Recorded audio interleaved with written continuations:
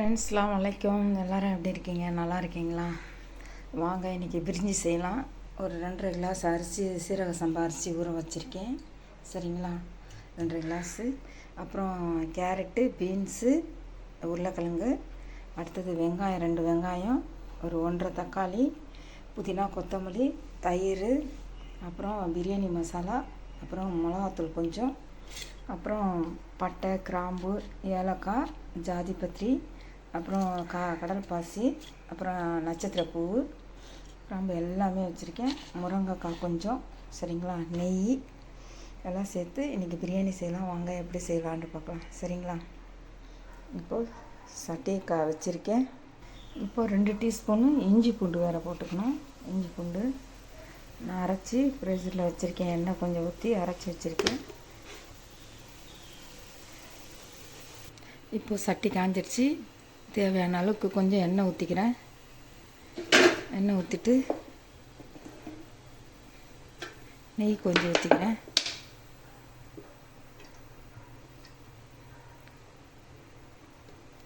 அப்போ தான் நல்ல மணமாக இருக்கும். சட்டி காயட்டும்.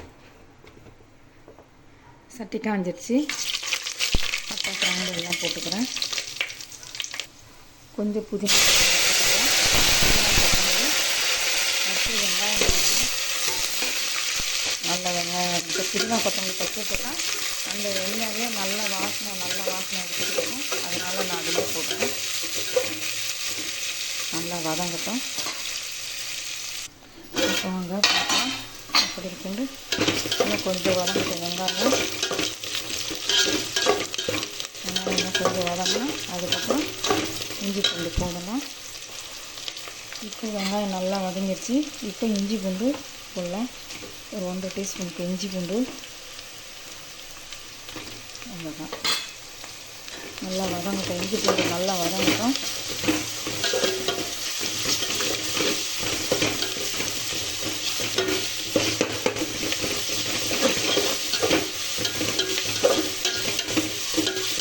இஞ்சி பூண்டு நல்லா வதங்கணும்.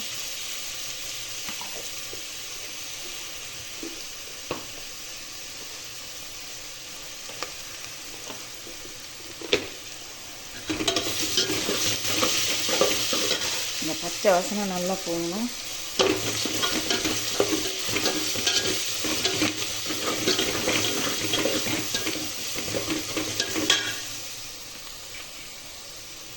இப்போது மசாலா போடலாம்.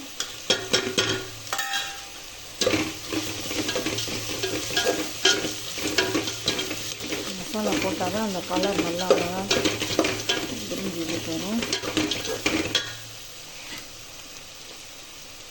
இப்போ தக்காளி போடலாம்.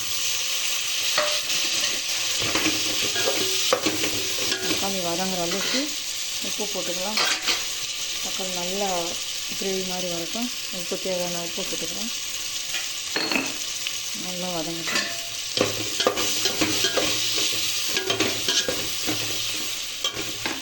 இப்போ கொஞ்சம் மூடி விட்டுக்கலாம். மூடி தக்காளி வதங்குற அளவுக்கு மூடிடலாம். இப்போ வாங்க தக்காளி வதங்கிடுச்சு பார்க்கலாம். இன்னும் கொஞ்சம் வதங்கணும். சரிங்களா? அதுக்குள்ளே அந்த காய்கறியெல்லாம் போட்டுக்கலாம். அந்த காய்கறி கூடயும் அது தக்காளி வதங்கிடும். புதினா கொத்தமல்லி போட்டுடலாம். ஏற்கனவே கொஞ்சம் எண்ணெயில் கொஞ்சம் போட்டோம். வெங்காயத்துக்கு முன்னாடி எண்ணெய் ஊற்றும் போது போட்டோம். இப்போ கொஞ்சம் போடலாம். போட்டுட்டு காய் கொஞ்சம் போட்டுக்கலாம்.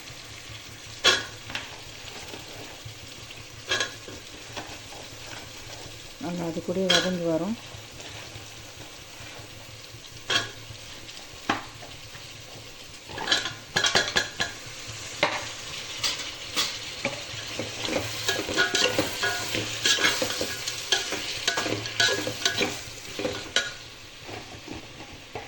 இப்போ கொஞ்சம் முருங்கைக்காய் போட்டுக்கலாம். நல்லா கொஞ்சம் வதங்கட்டும். சரிங்களா? அந்த காயெல்லாம் கொஞ்சம் நல்லா வதங்கி வரட்டும். அப்புறம் தண்ணி ஊற்றுறோம். ஃப்ரெண்ட்ஸ், வாங்க இப்போ பார்க்கலாம் எப்படி இருக்குன்ட்டு. பாருங்கள், நல்லா வதங்கிருக்கு.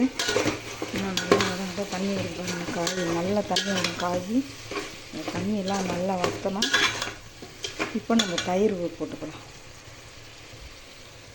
தேவையான அளவுக்கு தயிர் போட்டுக்கலாம். அவ்வளோதான்.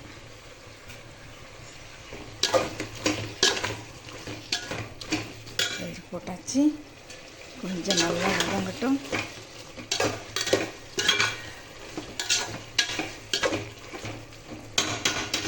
தயிர் எல்லாம் நல்லா கொஞ்சம் வதங்கட்டும். அதுக்கப்புறம் தண்ணி ஊற்றிக்கலாம். இப்போ வாங்கலாம் பார்க்கலாம் எப்படி இருக்குன்னு. இப்போ பாருங்கள், தண்ணியெல்லாம் வச்சிருச்சு. சரிங்களா? இப்போ அரை வேக்காடில் இருக்குது.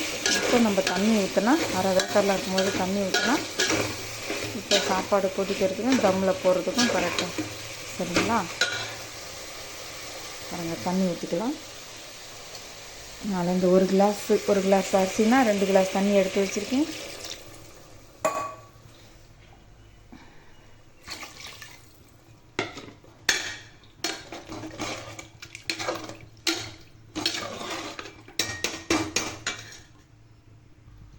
கொஞ்சம் மூடி விடலாம். காயெல்லாம் நல்லா வேகட்டும். அதுக்கப்புறம் அரிசி போட்டுக்கலாம். இப்போ கொஞ்சம் லெமன் போட்டுக்கலாம். கொஞ்சம் லைட்டாக ஒரு அரை லெமன் காட்டும். சரிங்களா?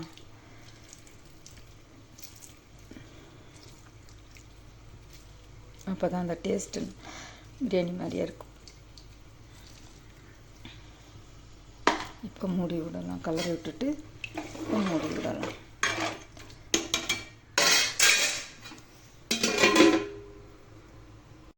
ஹாய் ஃப்ரெண்ட்ஸ், வாங்க இப்போ அரிசி போடலாம். நல்லா தண்ணி கொதிக்குது. இப்போ அரிசியை போட்டுக்கலாம்.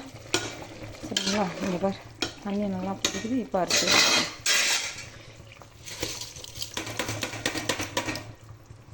இப்போ அரிசியை போட்டாச்சு. கரெக்டாக உப்பு எல்லாம் பார்த்துட்டேன், செக் பண்ணிட்டேன்.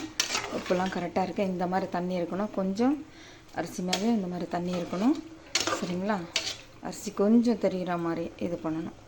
அப்போ தான் சரியாகும். இப்போது மூடிடலாம்.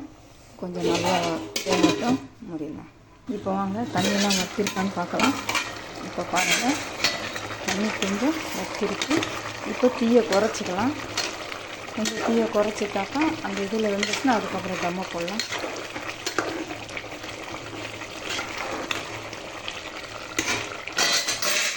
இப்போ மூடி விட்டு தீயை குறைக்கலாம். குறைச்சாச்சு, மூடி விட்டாச்சு. தீயை குறைச்சிட்டு கொஞ்சம் தண்ணியெல்லாம் வற்றின பார்த்தா தம்மை போடலாம். ஃப்ரெண்ட்ஸ், இப்போ பார்க்கலாம். சுத்தமாக தண்ணி இது ஆகிடுச்சு. பாருங்கள், தண்ணி இந்த மாதிரி ஆகிடணும். லைட்டாக அப்படி டைட்டாக தண்ணி இருக்கணும். அப்போ தம்மு போடலாம். அப்போ தான் பல நல்லா உதிரியாக வரும். சரிங்களா? இப்போ முடிஞ்சிடுச்சு வேலை. இப்போ கொஞ்சம் நெய் ஊற்றிக்கலாம். இப்போ நெய் வந்து நாங்கள் இது கிராமத்தில் வாங்கி வச்சுருக்கோம், சுத்தமான பசு நெய். இப்போ கொஞ்சம் நெய் ஊற்றிக்கலாம். சரிங்களா? இப்போ தம்மை போட்டலாம். போட்டாச்சு. இப்போ இது மேலே வெயிட்டு தூக்கி வச்சுக்கலாம். இப்போ இது தகரம் நான் சூடாக்கி வச்சுருக்கேன். இது மேலே வைக்க போகிறேன் நான். இப்போது இந்த தட்டு தகரத்தை வச்சு ஏற்றி விட்டுட்டேன். தகரம் ஏற்கனவே சூடு ஆகிட்டு இருந்துச்சு. இப்போ சாப்பாடை எடுத்து தம் போட்டு மேலே தண்ணி வச்சு விட்டுட்டேன். சரிங்களா? பார்க்கலாம். நல்லா தம்மாகி வரட்டும். அதுக்கப்புறம் அடுப்பு கொஞ்சம் குறைச்சி வச்சிடலாம். இப்போது ஒரு சட்னி ஒன்று அரைக்கலாம். தக்காளி சட்னின்னுட்டு இதில் சிறுபருப்பு, கடலப்பருப்பு, பூண்டு, கொஞ்சம் காஞ்ச மிளகாய். சரிங்களா? சிறுபருப்பு, கடலப்பருப்பு, பூண்டு, காஞ்ச மிளகாய். அடுத்தது புளி, தக்காளி ஒரு 3 தக்காளி அரைஞ்சி வச்சுருக்கேன். சரிங்களா? வாங்க, இந்த சட்னி நல்லா செம சூப்பராக இருக்கும். செய்து பாருங்கள் எப்படி இருக்குன்னு. இப்போது சட்டியில் எண்ணெய் காய வச்சுருக்கேன். இங்கே பாருங்கள்.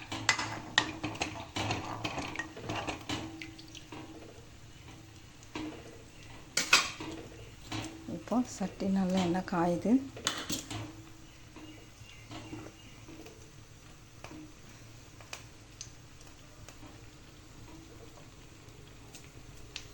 நல்லா காஞ்சிருச்சு. இப்போ போட்டுக்கலாம். இதெல்லாம்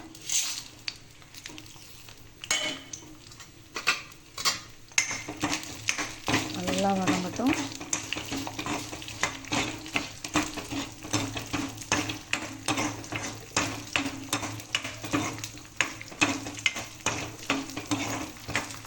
நல்லா கோல்டு கலரில் வரும்போது தக்காளி போட்டுக்கலாம். இது கூட புளியும் போட்டுக்கலாம். நல்லா வதங்கட்டும். நல்லாயிருக்கும் இந்த சட்னி. செய்து பாருங்கள், செம்ம சூப்பராக இருக்கும். கூட உளுந்து பருப்பு, கடலைப்பருப்பு வேணும்னா உளுந்து பருப்பு போட்டுக்கலாம்.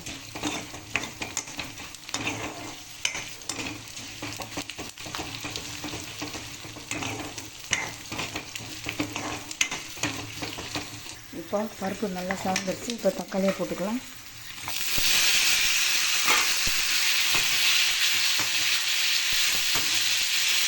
தக்காளி போட்டுக்கும் பருப்பு நல்லா கிண்டி விடணும், இல்லைன்னா அடியில் கொஞ்சம் தீஞ்சு போயிடும். இப்போ தேவையான அளவுக்கு உப்பு போட்டுக்கலாம். அந்த உப்பு போட்டதுமே நல்லா வதங்கிடும். அப்படியே கொஞ்சம் மூடி விடலாம்.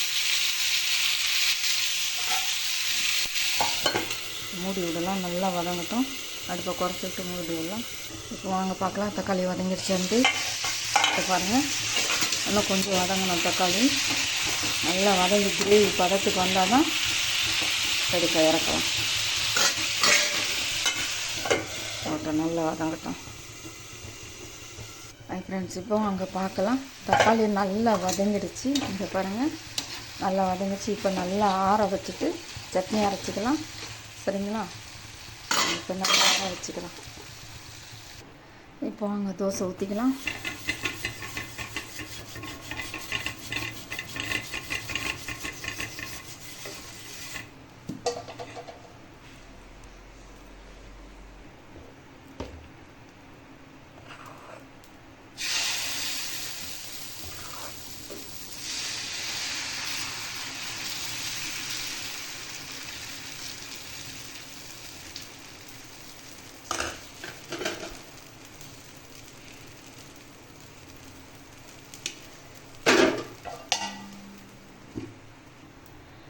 இப்போ வாங்க தோசை எடுக்கலாம்.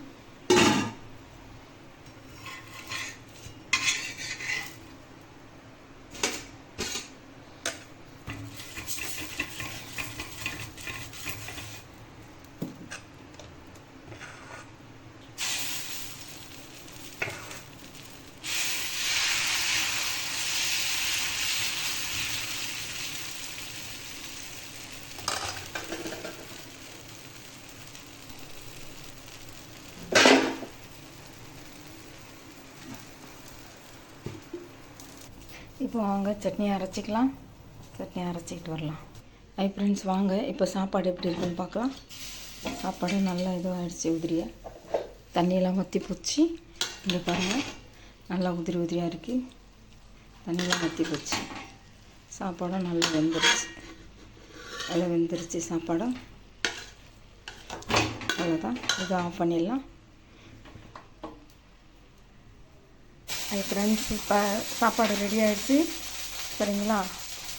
தயிர் சட்னி, பருப்பு சட்னி, தோசை காலை டிஃபனுக்கு, இது லஞ்சுக்கு, இது மதியம் இப்போ காலை டிஃபனுக்கு. சரிங்களா? வாங்க, எல்லாம் ரெடியாக இருக்குது. சாப்பிட வாங்க. பிடிச்சிருந்தால் லைக் பண்ணுங்கள், ஷேர் பண்ணுங்கள், சப்ஸ்கிரைப் பண்ணுங்கள். ஓகே, பாய். அடுத்த வீடியோவில் பார்க்கலாம்.